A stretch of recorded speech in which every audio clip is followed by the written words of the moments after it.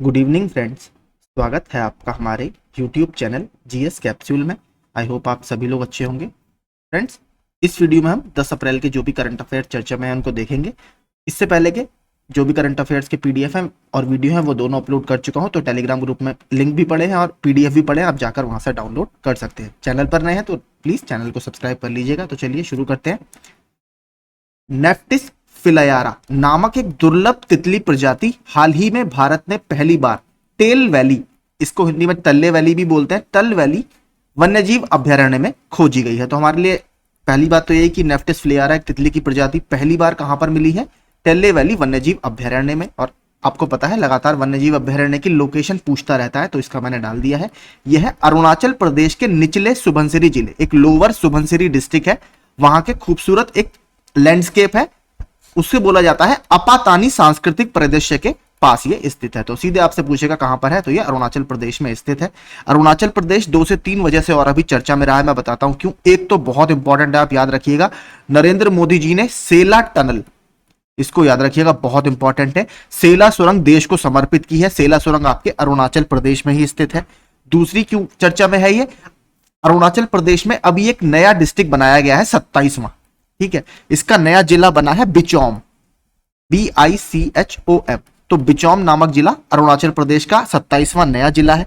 इसके अलावा अगर बात करें, एक और बहुत इंपॉर्टेंट वजह से चर्चा में है अरुणाचल प्रदेश, भारत सरकार का एक मिशन है, national mission on edible oil, जो खाद्य तेल है। क्योंकि भारत खाद्य तेलों का बहुत बड़ा उत्पादक नहीं है, तो हम बहुत ज्यादा इंपोर्ट करते हैं। तो भारत सरकार ने खाद्य तेल के उत्पादन के लिए national mission for edible oil, oil palm, जो पाम ट्री होते हैं उसके थ्रू हमने ऑयल प्रोसेसिंग यूनिट बनाने की बात की, जिससे हम एडिबल ऑयल का उत्पादन करेंगे। तो इस मिशन के अंतर्गत जो पहली ऑयल प्रोसेसिंग यूनिट बनी है, या जो पहली तेल बनाने की यूनिट बनी है, वो अरुणाचल प्रदेश में ही बनी है। इसको भी याद रखिएगा। ये तीनों मैंने आपको बता दिए। सेला टनल अरुणाचल प्रदेश में है। अरुणाचल प्रदेश में एक नया डिस्ट्रिक्ट बनाया गया है, बिचौम डिस्ट्रिक्ट। और national mission for edible oil, oil palm, इसके तहत पहली oil processing unit Arunachal Pradesh में बनी है। पूरे भारत की पहली प्रोसेसिंग यूनिट ये है, ठीक है। इसके अलावा देखिए कुछ और वन्यजीव अभयारण्य चर्चा में है। पापीकोंडा राष्ट्रीय उद्यान, ये आपका जंगल में लगी आग के कारण अभी चर्चा में था, ये आंध्र प्रदेश में है।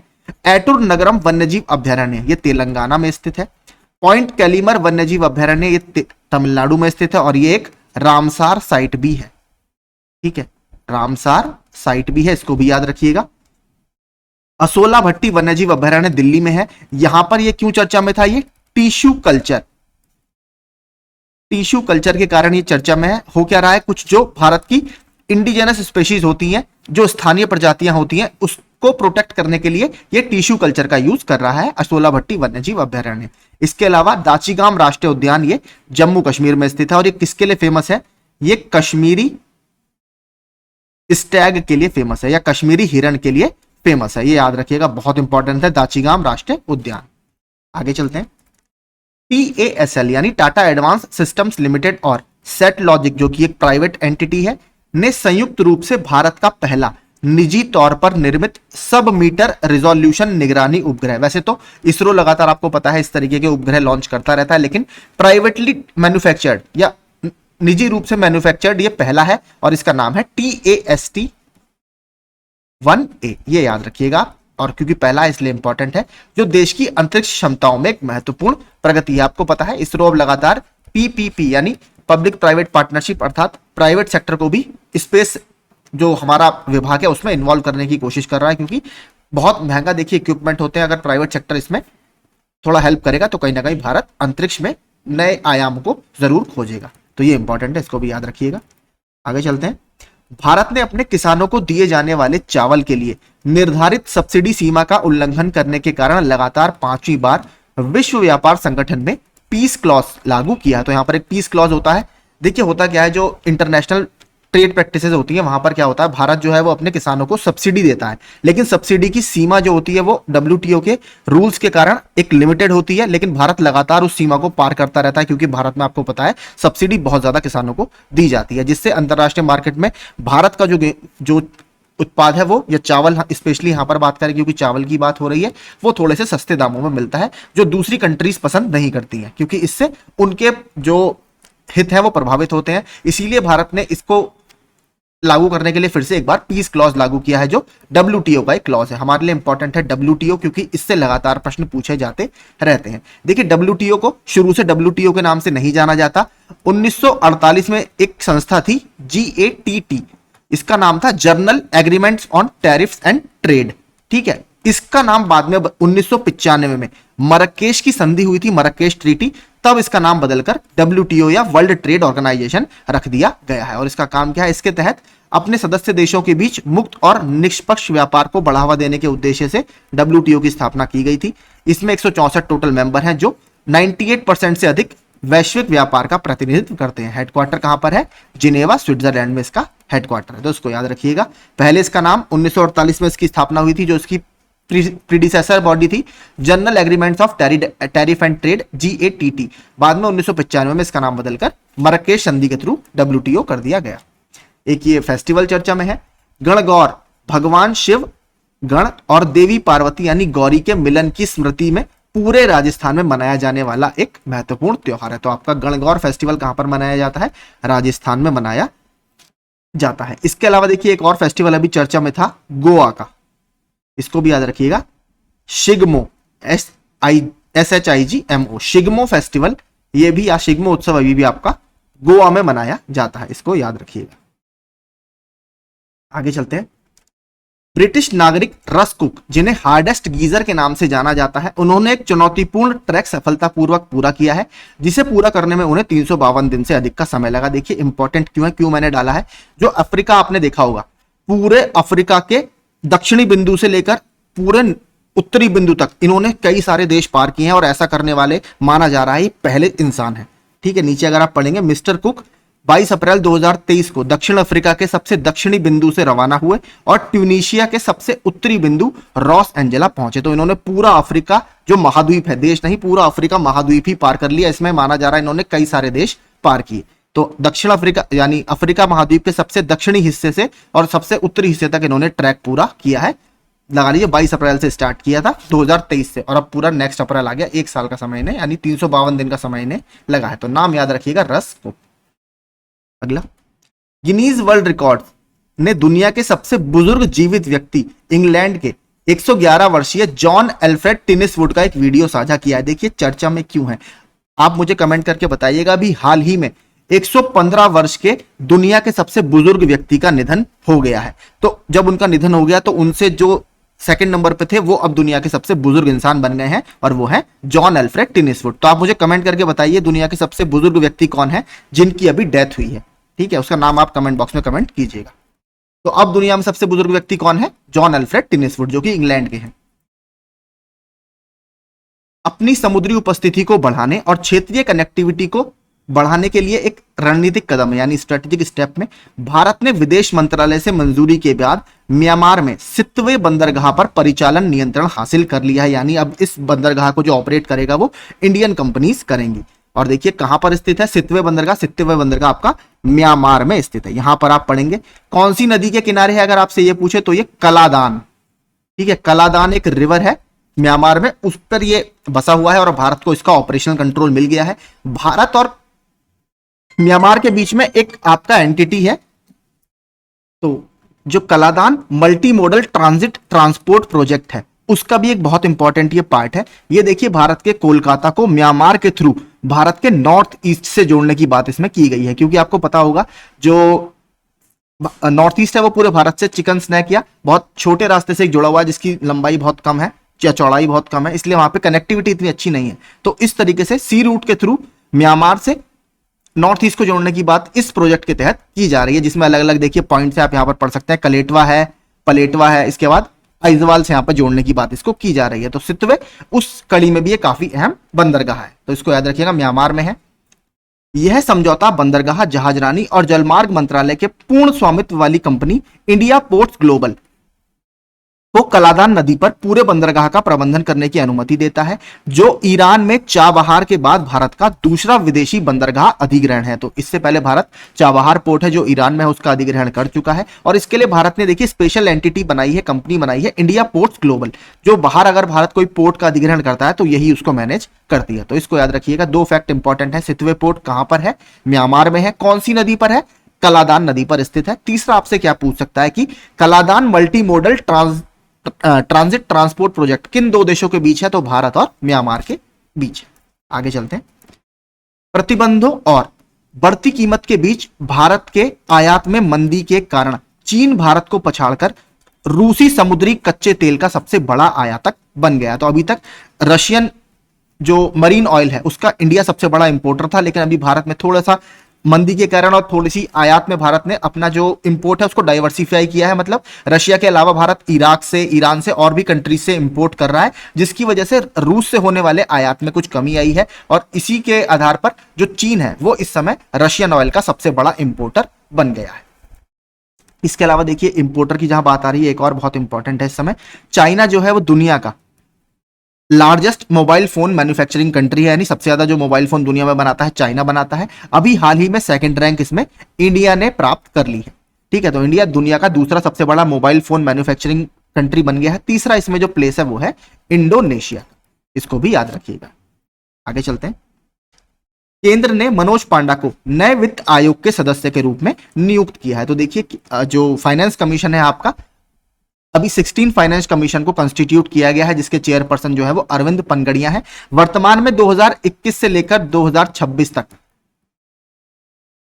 इसकी संस्तुतियां चल रही हैं। 15वें वित्त आयोग की संस्तुतियां चल रही हैं, जिसके चेयरपर्सन थे NK सिंह सर। इनकी संस्तुति अभी चल रही है और अगली 2026 के बाद की जो रिकमेंडेशंस होंगी वो 16वें वित्त आयोग के आधार पर होंगी। तो इसमें इनको नए मेंबर के रूप में जोड़ा गया है। 16वें वित्त आयोग द्वारा 31 अक्टूबर 2025 तक अपनी रिपोर्ट प्रस्तुत करने की उम्मीद है, जिसमें 1 अप्रैल 2026 से शुरू होने वाली आगामी 5 साल की अवधि के लिए वित्तीय सिफारिशों की रूपरेखा होगी। तो अपनी रिपोर्ट ये 2025 तक देगा और इसकी जो लागू होंगी वो 1 अप्रैल 2026 से होंगी। ठीक है, पहली बात बता देता हूं, इनकी जो सिफारिशें होती हैं वो सिर्फ एडवाइजरी नेचर की होती हैं, ये सिर्फ एक तरह से सांकेतिक होती हैं। कोई जरूरी नहीं सरकार इन सारी जो रिकमेंडेशंस है, संस्तुतियां हैं, उनको माने। अब बात करते हैं वित्त आयोग की। ये इससे प्रश्न बहुत बनते हैं आपके स्टैटिक क्षेत्र में। तो वित्त आयोग आपका कौन से आर्टिकल में है? अनुच्छेद 280 के तहत एक संवैधानिक संस्था है, संवैधानिक निकाय है, जिसका गठन हर 5 साल में राष्ट्रपति के द्वारा किया जाता है। अगर बात करें इसकी सदस्यता की, इसमें एक अध्यक्ष होता है और 4 अन्य सदस्य होते हैं, जो सारे के सारे अलग अलग इकोनॉमी के फील्ड में एक्सपर्ट्स होते हैं। अभी 15वें वित्त आयोग की अनुशंसाएं लागू हैं। इसके चेयरपर्सन कौन थे? NK सिंह सर थे और ये 31 मार्च 2026 तक रहेंगी और फिर 1 अप्रैल से 16वें वित्त आयोग की सिफारिशें लागू होंगी। 16वें वित्त आयोग के अध्यक्ष अरविंद पनगड़िया हैं। ठीक है, तो मनोज पांडा जी को नए वित्त आयोग का चेयरपर्सन बनाया गया है। अगर बात करें एक और स्टैटिक फैक्ट की, तो जो फर्स्ट फाइनेंस कमीशन था उसके चेयरपर्सन कौन थे? उसके चेयरपर्सन थे KC नियोगी, इसको याद रखिएगा। ठीक है, KC नियोगी जी प्रथम फाइनेंस कमीशन के चेयरपर्सन थे। ये 6 अप्रैल 1952 को कंस्टिट्यूट किया गया था। ठीक है, आगे चलते हैं। अभी तक अगर आपसे पूछा जाए तो कितने टोटल 15 वित्त आयोग बन चुके हैं, 16वें की अभी संस्तुति लागू नहीं हुई है। दिवंगत रूसी अलेक्सी नवलिनी और उनकी पत्नी यूलिया नवलनाया को एक प्रमुख जर्मन मंच लुडविग एरहार्ड शिखर सम्मेलन से मीडिया का स्वतंत्रता पुरस्कार प्राप्त होगा। तो मीडिया का स्वतंत्रता पुरस्कार किसको दिया जाएगा? रूसी नागरिक हैं अलेक्सी नवलिनी और उनकी पत्नी यूलिया नवलनाया को। यह पुरस्कार प्रतिवर्ष उन सार्वजनिक हस्तियों को प्रदान किया जाता है जिन्होंने अभिव्यक्ति की स्वतंत्रता, संवाद और लोकतंत्र में महत्वपूर्ण योगदान दिया है। ठीक है, तो ये अभी सारे इंपॉर्टेंट अवार्ड है, इसको याद रखिएगा। हाल के सरकारी आंकड़ों के अनुसार फाइनेंशियल ईयर 2024 में प्रधानमंत्री मुद्रा योजना के तहत लघु व्यवसाय ऋण में रिकॉर्ड वृद्धि देखी गई, जो 5 लाख करोड़ के मील के पत्थर को पार कर गया, जो जब से ये स्कीम लॉन्च हुई है अभी तक सबसे ज्यादा है, इसलिए इंपॉर्टेंट है। और स्कीम आपको पता होगा, यूपीपीसीएस में आपने देखा होगा, स्कीम और उनका लॉन्च ईयर एक तरफ देता है और मैचिंग में पूछ लेता है कि किस किस साल ये स्कीम लॉन्च हुई। तो मुद्रा योजना की अगर बात करें तो ये 2015 में आपकी लॉन्च की गई थी नरेंद्र मोदी जी के द्वारा। इसमें 10 लाख रुपए तक के अलग अलग कैटेगरीज में लोन दिए जाते हैं, स्पेशली नॉन फार्म सेक्टर में या गैर कृषि वाले क्षेत्र में, और जो छोटे और मध्यम व्यापारी होते हैं उनको ज्यादातर ये प्रमोट करता है। इसमें महिलाओं को भी बहुत ज्यादा लोन प्रोवाइड किए जाते हैं और ये भी कहा जाता है, अगर आप स्कीम का डेटा देखेंगे तो लगभग इसकी आधी जो बेनिफिशियरी है, आधे जो लाभान्वित लोग हैं वो महिलाएं ही हैं। तो काफी बड़ा इसमें ये नंबर है। 2015 याद रखिएगा, ये साल इंपॉर्टेंट है। आगे चलते हैं। हाल ही में जारी एक महत्वपूर्ण फैसले में भारत के सर्वोच्च न्यायालय ने भारतीय संविधान के अनुच्छेद 14 क्या है आपका, राइट टू इक्वालिटी यानी समानता का अधिकार, माफ कीजिए, राइट टू इक्वालिटी अनुच्छेद कहां से कहां तक, 14 से 18 तक समानता के अधिकार भारत के संविधान में है।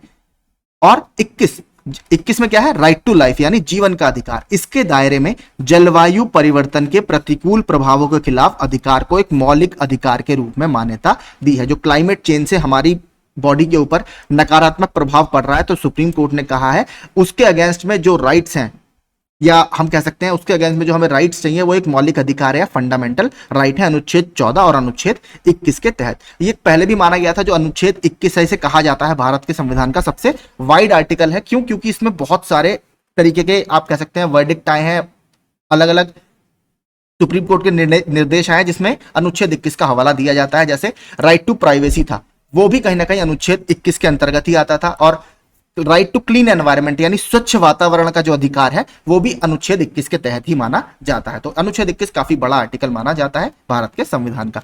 और अगर बात करें तो जो मौलिक अधिकार है वो हमने कहां से लिया है, यूएसए का एक बिल ऑफ राइट्स था। ठीक है, यूएसए का बिल ऑफ राइट्स था, उससे ये प्रेरित है। यानी अगर आपसे पूछे कि फंडामेंटल राइट्स या मौलिक अधिकारों का जो कॉन्सेप्ट है वो भारत ने किस देश के संविधान से लिया है, तो वो अमेरिका के संविधान से लिया है, यूएसए के संविधान से। भारतीय संविधान का जो भाग 3 है, पार्ट 3 अनुच्छेद 12 से लेकर 35 तक, वो आपका डील करता है फंडामेंटल राइट्स से। आगे चलते हैं। भारतीय सेना को एक बड़े सौदे के हिस्से के रूप में 24 रूस निर्मित Igla-S man portable air defence system और 100 मिसाइलों का पहला बैच प्राप्त हुआ है। तो आपसे सीधे पूछ सकता है कि Igla-S man portable air defence system कौन सी कंट्री के द्वारा निर्मित है, तो ये रूस के द्वारा निर्मित है, जिसमें भारत के घरेलू उत्पादन बीच में शामिल है। अगर बात करें कुछ और जो मिसाइल चर्चा में है, वो मैंने नीचे डाल दी है। एक यार्स मिसाइल चर्चा में थी, ऑनिक्स मिसाइल, इसकी स्पेलिंग ये है ONYX, ऑनिक्स मिसाइल, और एक जिरकॉन मिसाइल। ये तीनों ही मिसाइल आपकी रूस की हैं, जो अभी चर्चा में रही अलग अलग कारणों से। इसके अलावा अग्नि प्राइम, ये भारत की मिसाइल है, जिसका अभी उड़ीसा के चांदीपुर द्वीप समूह से डीआरडीओ ने सफलतापूर्वक परीक्षण किया। एक आपकी अग्नि 5 MIRV थी, जो मिशन दिव्यास्त्र के नाम से, जिसका नरेंद्र मोदी जी ने अनाउंसमेंट किया था कि डीआरडीओ ने इसका सक्सेसफुली टेस्ट कर लिया है। अग्नि 5 आपकी भारत की एक बैलिस्टिक मिसाइल है, जिसकी मारक क्षमता आपकी 5000 किलोमीटर है। यह इंपॉर्टेंट क्यों है? MIRV एक ऐसी टेक्नोलॉजी होती है, मान लीजिए जैसे ये मिसाइल है, ठीक है, ये पूरी मिसाइल है, नीचे से आपका यहाँ प्रणोदक होता है या फ्यूल होता है, ऊपर इस तरीके से यहां पर आपका इसमें वॉरहेड होता है। ठीक है, तो ये वाली जो टेक्नोलॉजी अभी इसरो ने लॉन्च की है मिशन दिव्यास्त्र के तहत, ये है आपका MIRV technology, multiple independently targetable re entry vehicle. इस वॉरहेड में मान लीजिए आपके 5 अलग अलग वॉरहेड हैं, 5 छोटे छोटे मिसाइल आप मान लीजिए। बैलिस्टिक मिसाइल पहले एटमॉस्फेयर से बाहर जाती है, फिर अपने टारगेट को हिट करने के लिए मान लीजिए 1 2 3 4 5, ये 5 अलग अलग जमीन पर टारगेट हैं। तो ये जो multiple independently targetable re entry vehicle है, ये इन अलग अलग टारगेट्स को इस एक ही मिसाइल से आप लॉन्च कर सकते हैं, और आगे जाकर ये मतलब अंत में अपने टर्मिनल फेज में अलग अलग टारगेट्स को इसने सफलतापूर्वक भेजा। तो इसका आप समझ सकते हैं कितना बड़ा इंपैक्ट है। 5000 किलोमीटर पर अगर आपके पास ऐसी टेक्नोलॉजी है, तो कहीं ना कहीं विरोधियों के लिए बहुत खतरे की बात है। और रेंज आप देखिए, 5000 किलोमीटर की रेंज बहुत बड़ी रेंज होती है। तो एक बैलिस्टिक मिसाइल है जो अलग अलग ठिकानों को एक साथ भेजने में सक्षम है, इसलिए ये इंपॉर्टेंट है। मिशन दिव्यास्त्र याद रखिएगा, ये इंपॉर्टेंट है। ठीक है, तो यही देखिए सारे करंट अफेयर्स आज के चर्चा में थे, जो अलग अलग एग्जाम्स में आपको हेल्प करेंगे। अगर अच्छा लगा हो, फैक्ट्स अच्छे लगे हो, तो प्लीज चैनल को सब्सक्राइब कर दीजिएगा। अभी जो PDF है मैं टेलीग्राम ग्रुप में डाल दूंगा, वहां से आप डाउनलोड कर सकते हैं। Thank you so much.